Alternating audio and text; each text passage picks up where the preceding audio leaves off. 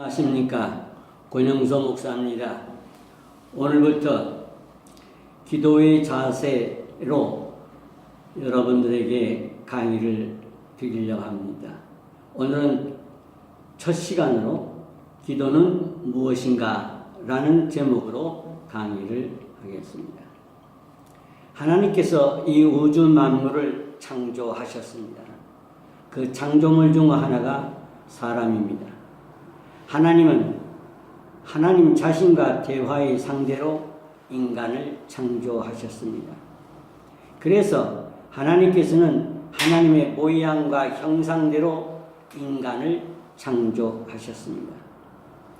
하나님께서 인간을 당신의 형상과 모양으로 지으셨다는 것은 모든 창조물 가운데 유독 인간만을 대화와 사귐의 대상으로 삼기 위해서였습니다. 최초의 인간은 영체였습니다.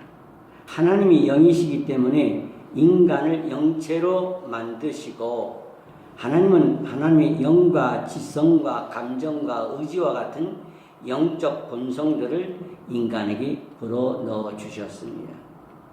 그러나 인간이 하나님의 명령에 불순종하여 에덴 동산에서 쫓겨날 때 하나님께서 인간에게 주신 하나님의 영인 생명의 생기가 떠나고 지성과 감성과 의지와 같은 영적 본성들이 계속 약하게 남아있어서 하나님과의 만남이 가능하게 되었습니다.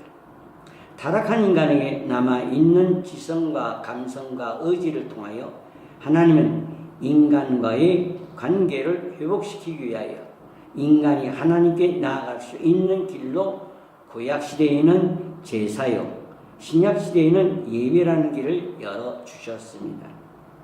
이 예배에는 주일날 교회에서 드리는 예배도 있고, 개인 혼자서 찬송을 부르거나 혼자서 기도하는 것도 하나님을 예배하는 것입니다. 그리고서 하나님은 인간에게 이 예배와 찬송과 기도로 하나님을 예배하기를 원하십니다.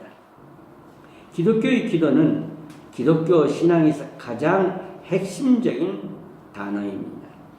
이사야 58장 9절에 네가 부를 때에는 나 여호와가 응답하겠고 네가 부르짖을 때에는 내가 여기 있다 하리라고 말씀하십니다. 성도들이 하나님을 찾고 부르면 응답하시고 내가 여기 있다고 만나주시겠다는 약속의 말씀입니다.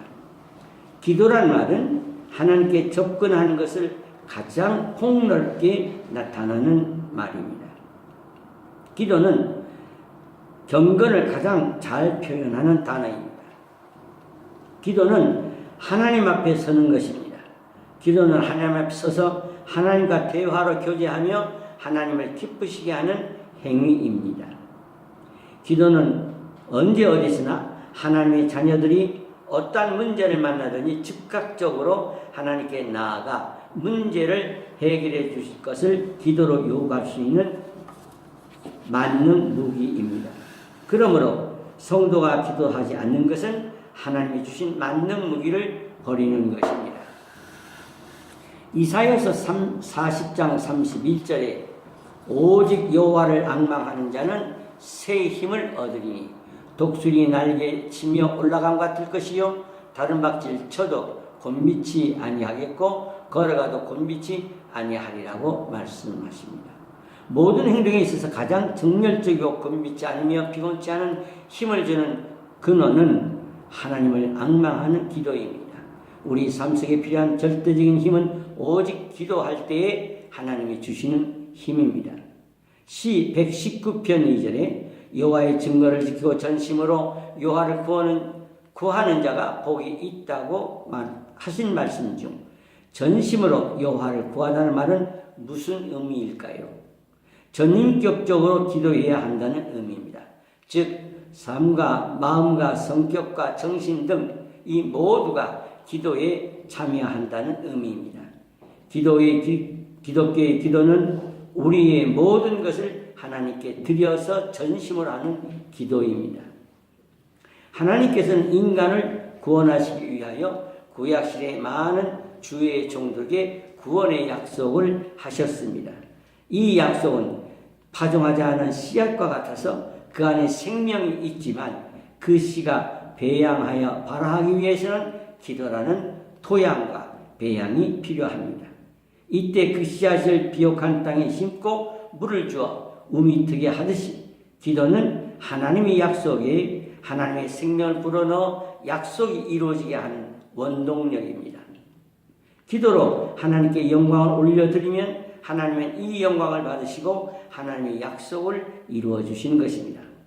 디모데전서 4장 5절에 하나님의 말씀과 기도로 거룩하여짐이라 말씀과 같이 기도할 때에 성도들이 거룩한 하나님 앞에 나아갈 수 있는 거룩한 성도가 됩니다.